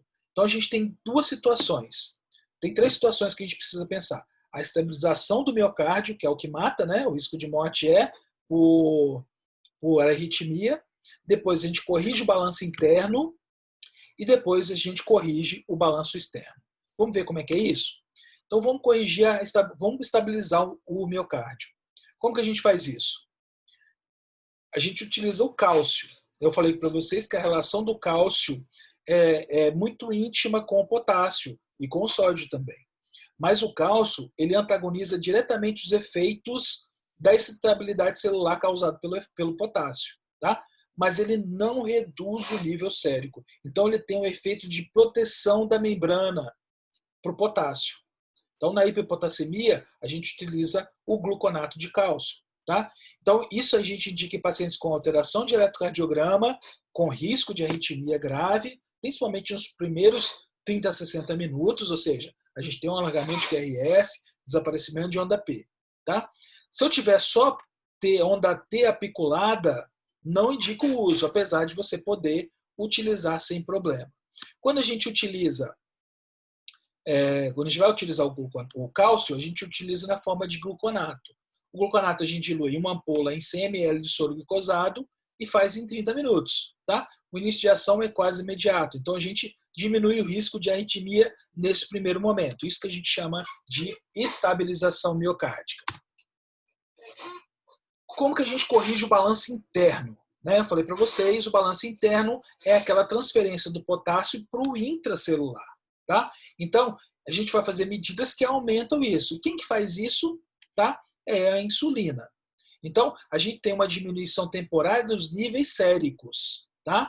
Então, a gente começa a jogar o potássio com a insulina, a gente começa a jogar o potássio de fora para dentro da célula. Tá? Essas medicações elas causam uma redução de 0,5 a 1,5 mEq por litro na calemia. A primeira são 3 soluções que a gente pode utilizar. A primeira é a solução glicoinsulina. Como a insulina, eu falei para vocês, ela joga o potássio para dentro da célula. Então a gente usa 10 unidades de insulina regular e 100 ml de glicose a 50%. Tá? A gente faz isso em 20 minutos, depois a gente mantém o soro glicosado para prevenir hipoglicemia nesses casos. A gente está fazendo insulina venosa direto, né? E essa redução do potássio começa em 15 minutos e dura cerca de 4 a 6 horas. Se a glicemia for maior que 300, a gente pode utilizar a insulina direto, em bolos, 10 unidades, sem a necessidade de soro glicosado. Agora, se eu posso usar também beta-2 agonistas. Vocês lembram do fenoterol, Berotec. Você pode usar 10 gotas em 3 ml de soro fisiológico, micronebulização, 10 minutos, e pode ser feito também de 4 em 4 horas. Tá? Ação 30 minutos, também dura de 4 a 6 horas. Eu começo a jogar o potássio, com isso eu jogo o potássio por ser beta-2 agonista, eu jogo potássio para dentro da célula, estimulação de receptor beta-2. Eu posso usar também o salbutamol, tá, pessoal? Subcutâneo, de repente é interessante isso aí. E o bicarbonato, por último, o bicarbonato eu posso fazer a correção também com o bicarbonato, tá? Correção principalmente se eu tiver um paciente com acidose. Eu uso a fórmula de Ash, a fórmula de Ash é interessante, é o peso vezes o base excess vezes 0,3. O volume calculado eu faço em 15 a 20 minutos e o restante eu faço no resto do dia, tá certo? De qualquer maneira que você quiser, de maneira que a gente corrige essa hipopotassemia. E correção do balanço externo, a gente também tem o objetivo de retirar o potássio do organismo, ou seja, excreção, seja ela renal, intestinal ou até diálise, que a gente pode utilizar também nesses casos. A excreção renal, a gente utiliza diurético, tá? Principalmente diurético de alça. Então, eu posso usar diurético de alça com soro, faço soro, depois eu faço a furosemida, tá? Fazendo assim, fazendo soro e furosemida, eu evito hipovolemia, tá? Então, reduz a absorção, aumenta a secreção tubular de potássio, beleza? Para estimular a excreção intestinal, você lembra que é uma ínfima, é 10% mais ou menos, a gente pode utilizar uma resina de troca, tá? No caso, o Sorcal, que é o poliestireno sulfonato de cálcio. Esse a gente usa meio envelope, 15 gramas diluído em água por sonda ou por via oral, 3 a 4 vezes ao dia. Ou, em último caso, a diálise. Pode ser diálise peritoneal ou diálise hemodiálise. Normalmente a gente usa hemodiálise, tá? A gente remove o potássio. Uma curiosidade é que ela tira 25 a 50 mEq por hora de diálise. Então, na diálise de 4 horas, eu posso tirar até 200 mEq aí de potássio aí do organismo. Tá? A primeira medida terapêutica a ser realizada na hiperpotassemia é proteção miocárdica, tá? Contra a arritmia. Então, eu uso gluconato de cálcio, lembrando que ele não vai modificar o valor sérico do potássio. Só uma observação. Terminamos o potássio, vamos falar um pouquinho do magnésio, tá? O magnésio é o segundo cátion mais importante intracelular, tá? A variação sérica dele varia de 1,5 a 2,4 miligramas por decilitro, tá? E na hipermagnesemia, a gente tem magnésio sempre maior que 2,4, e isso é raro, tá? As causas de hipermagnesemia seriam insuficiência renal, administração exógena de laxativos e antiácidos que contêm magnésio, né? Lembrando disso. E tratamento de eclâmpsia. Lembrando que a hipermagnesemia leve diminui o limiar convulsivo. Então, a gente utiliza para magnésio para tratamento de eclâmpsia ou até de crise convulsiva reentrante mesmo. A hipermagnesemia causa náusea, vômito, letargia, diminuição de reflexo tendinoso, hipotensão, bradicardia, alteração eletrocardiográfica e aumento da duração do intervalo PR do QRS. Se hipermagnesemia é grave, a gente pode evoluir com insuficiência cardíaca aguda e óbito, tá? Parada cardiorrespiratória, bloqueios atrioventriculares. A conduta da hipermagnesemia é cloreto de cálcio, tá? Se a gente tiver em catéter central. Ou então, que é o mais comum, é o gluconato de cálcio, tá? Endovenoso de 3 a 10 minutos. Pode ser feito em acesso periférico. Cloreto de cálcio não, tá, pessoal? Diurético de alça também pode ser efetivo e hemodiálise nos casos mais refratários. Hipomagnesemia, que é mais comum, as principais causas é desnutrição, diarreia, síndrome do intestino curto, fístulas intestinais, malabsorção, etilismo e pancreatite aguda pode causar hipomagnesemia. Então, nesses casos, se a gente tiver essas situações, sempre pedir magnésio também nos seus exames de rotina. Hipercalcemia e hipopotassemia também estão relacionados com a hipomagnesemia. Nefropatia intersticial, poliúria, pós-necrose tubular, diurese pós-obstrução, etc., também pode ser causas de hipomagnesemia. Hipertiroidismo, hiperparatiroidismo, hiperaldosteronismo, intoxicação por digoxina e o próprio diabetes mellitus descompensado. Tá? Nessa situação, a gente vai ter manifestações clínicas bem específicas, tá? Mas elas estão relacionadas mais levemente com anorexia, náuseas, vômitos, letargia e fraqueza. Lembra que tem alteração, o magnésio tem bastante relação com potássio e principalmente com cálcio, tá? Alteração de personalidade, nós temos paciente que pode apresentar tetania, que pode apresentar sinais de Trousseau Chivostec positivos, tá? Ou espasmo carpo-podal espontâneo e hiperreflexia, tremor e fasciculações pulmonares. O sinal de Trousseau, pessoal, é você infla um manguito de um esfigmomanômetro, tá? E faz tipo um tourniquet, tá? Depois a gente mede a pressão, né? Deixa essa pressão arterial acima, 20 milímetros de mercúrio acima da pressão sistólica e deixa no antebraço por 3 minutos. Aí você tem um espasmo do carpo, tá? Causado pela redução do suprimento sanguíneo para as mãos, tá certo? E o Chivostec é uma torção voluntária dos músculos faciais desencadeada por um discreto toque sobre o nervo facial, anteriormente a um meato auditivo externo. Então, você dá uma batidinha e o cara faz uma grande careta. A conduta terapêutica na hipomagnesemia seria reposição de sulfato de magnésio. É uma ampola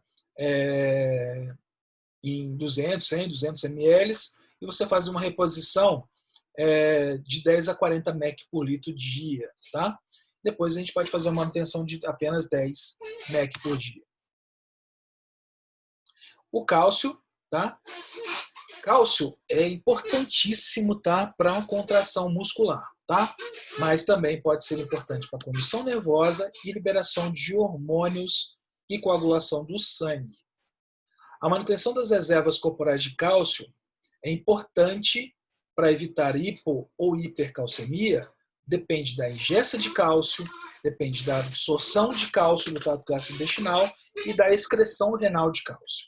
Então a gente tem que estar ligado nessas três situações: ingestão, absorção no trato gastrointestinal e excreção renal. Tá? Então, a concentração normal de cálcio vai variar de 8,8 a 10,4 cálcio total, sensação plasmática total, ou 2,2 a 2,6 milimol no cálcio ionizado. Regulação do equilíbrio do fosfato também, tá? A regulação do equilíbrio do fosfato, do potássio e do fosfato é significativamente influenciada pelas concentrações do paratormônio, tá, pessoal? O paratormônio é um hormônio produzido lá na paratireoide, perto da tireoide. Então, ele aumenta a concentração sérica de cálcio, age nos ossos, rins e em menor proporção na absorção intestinal. Vitamina D, que aumenta a absorção intestinal e em menor grau a calcitonina. Então, hipocalcemia seria a concentração do cálcio total abaixo de 8,5 ou abaixo de 2,2 do cálcio ionizado. Pode ser assintomático e essa intensidade das manifestações sempre depende do seu nível, mas também da velocidade que se instala. Então, se for agudo, vai ter mais sintomatologia. Os sintomas principais é excitabilidade neuromuscular e também alterações dos dentes, de anexos dos dentes, ali, de anexo pele também, cardíacas e oftalmológicas. As causas estão associadas, na grande maioria, relacionada a paratormônio. Tá? Então, associada a paratormônio diminuído seria a agenesia de paratireoide, destruição de paratireoide, doenças autoimunes com destruição de paratireoide e defeitos da função dessa paratireoide. As causas associadas com paratormônio aumentado seria se a gente chama de hiperparatiroidismo secundário, deficiência de vitamina D, tá? Resistência à vitamina D, como raquitismo e a osteomalácia, resistência ao paratormônio, como pseudohiperparatiroidismo e hipomagnesemia, medicações, pancreatite aguda, rabdomiólise, lise tumoral maciça, metástases osteoblásticas, síndrome do choque tóxico, hiperventilação e doença aguda severa. Outras causas, a gente pode pensar no pseudo-hipoparatiroidismo, eu falei aqui agora, né, nessas alterações, o pseudo-hipoparatiroidismo, né, seria uma síndrome de resistência ao paratormônio. Então, nós temos um achado laboratorial compatível com a hipopara, mas a gente tem hipocalcemia e hiperfosfatemia. Os níveis de paratormônio estão aumentados e a falta de resposta dos tecidos alvos ao paratormônio. A hipomagnesemia pode levar à resposta alterada do paratormônio em tecidos alvo, né? Células ósseas e tal, deve ser descartado antes do diagnóstico do pseudo-hipoparatiroidismo. No caso da insuficiência renal crônica, ela cursa com paratormônio alto e ocorre por diminuição na produção da vitamina D. Tá? Então, ocorre com clearance de creatinina menor que 15 ml por minuto. Inclusive, existem trabalhos mais recentes falando que o paciente em insuficiência renal crônica tem indicação de hiperparatireoidectomia, ou seja, retirada da paratireoide para diminuir a lesão lítica óssea desses pacientes. Outras causas seriam hipoalbuminemia, né, que pode levar à mensuração de cálcio total diminuído, e a concentração de cálcio deve ser ajustada para a concentração de albumina. Então, pacientes desnutridos que têm albumina baixa, a gente tem que calcular o cálcio de acordo com essa fórmula. Seria o cálcio corrigido, é o cálcio medido, mais 4 menos a albumina medida, né, vezes 0,8. Então, a gente vai ter o cálcio corrigido nessa situação. As manifestações clínicas, a marca registrada da hipocalcemia grave é a tetania. Tá? Os casos leves levam a parestesias de extremidades, perioral, nos casos severos, espasmo, carpopodal, tá? Carpopodal, laringoespasmo, contrações musculares severas. Outros sintomas menos específicos, como fadiga, irritabilidade e alguns outros, a gente tem que pensar nessa possibilidade. Os achados clássicos são de irritabilidade neuromuscular, são sinais de Trousseau, que é o mais específico da hipocalcemia, e do Chivostec, lembrando que também alterações de magnésio podem causar esse quadro clínico. O diagnóstico, a gente pede cálcio total ou cálcio iônico, ou os dois, tá? Lembrando que a gente tem o cuidado relacionado à alcalose, principalmente à albumina, então a gente tem que fazer a correção pela hipoalbuminemia, tá? Dosagem de paratormônio, caso você suspeite de hipopara, e dosagem de vitamina D e metabólitos, tá? Magnésio também a gente dosa, porque a hipomagnesemia reduz a resistência à célula, à ação do paratormônio. O fósforo tem que ser dosado, porque quando ele estiver elevado, pode estar relacionado ao hipoparatiroidismo ou pseudo-hipoparatiroidismo, tá? Então é interessante que a gente faça isso de maneira adequada, tá certo? E outros exames devem depender do quadro clínico desse paciente. Tratamento de hipocalcemia e reposição endovenosa. A gente pode fazer 100 a 200 mg de cálcio elementar ou 1 a 2 gramas de gluconato de cálcio. Cada ml da solução de gluconato 10% tem 9 miligramas de cálcio elementar, tá? E da solução de cloreto de cálcio corresponde a 27 miligramas de cálcio elementar. Pode ser feito em 10 a 20 minutos, em soro glicosado ou fisiológico. Reposições rápidas de cálcio estão associadas a arritmias e até mesmo parada cardíaca. É recomendado, então, reposição inicial emergencial de cálcio, seguida de uma reposição lenta com 0,5 a 1,5 miligramas por quilo elementar por dia, diluída em destrose, que é soro glicosado. Progressivamente diminuída até a normalização do cálcio, e a gente passa para cálcio oral. E o tratamento será conforme a etiologia da hipocalcemia. Se eu tiver suspeita ou confirmação de hipoparatiroidismo, reposição de 1 a 4 gramas de cálcio diário, tá? Reposição de vitamina D, a gente pode fazer com calcitriol 0,25 a 0,5 microgramas subcutâneo 2 vezes ao dia. E se eu tiver hipomagnesemia, corrijo, tá? Porque ela induz resistência. Como a gente já falou, 2 gramas de sulfato de magnésio, ou seja, 2 ampolas a 10% em 100 ml de soro fisiológico. O fosfato, tá? Fosfato é o sexto elemento mais abundante do corpo e principal ânion intracelular, tá certo? É um ânion intracelular. Ele varia de 2,7 a 4,5 miligramas por cento, tá? Importante no metabolismo do cálcio e nas reações do equilíbrio ácido-básico. Ele pode estar ausente na insuficiência renal. A principal causa seria a hiperfosfatemia. A principal causa de hipofosfatemia é o hipoparatiroidismo. E o tratamento, restrição na dieta, mais quelante de fósforo. A hipofosfatemia severa é mais frequente em alcoólatras crônicos, recuperação de cetoacidose, nutrição parenteral total prolongada, desnutridos no período de alimentação, doenças degenerativas da idade e envelhecimento. E os tratamentos dependem diretamente do mecanismo de base da doença. Se eu tenho uma hiperfosfatemia grave e aguda, com hipocalcemia sintomática, requer tratamento imediato com cálcio. Se houver insuficiência renal, diálise peritoneal ou hemodiálise.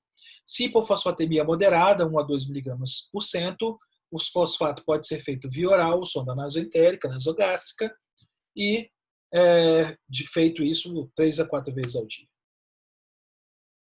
Então, eu me coloco à disposição de vocês para dúvidas, críticas e sugestões. Estou sempre à disposição. Os meus contatos estão com os coordenadores. Então, se vocês precisarem de alguma coisa, de alguma dúvida, eu estarei sempre à disposição.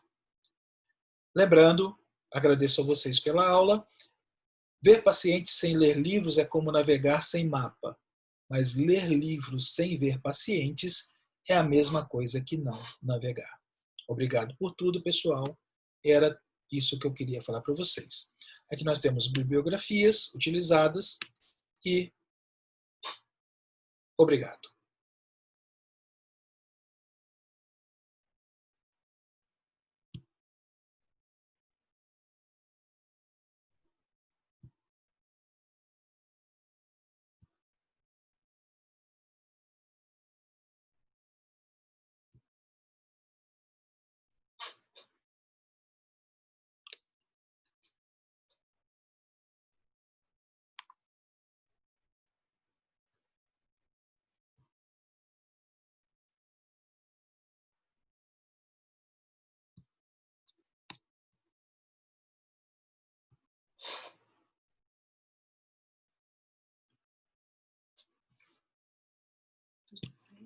Não sei se deu certo, não. E Tô vendo aqui se deu certo, não. cuidado, filmar lá atrás no guarda-roupa, já tá filmando, hein? Já foi.